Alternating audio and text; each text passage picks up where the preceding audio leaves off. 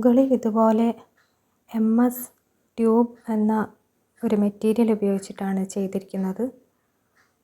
ഏകദേശം 27,000 രൂപയാവും ഈ വർക്ക്.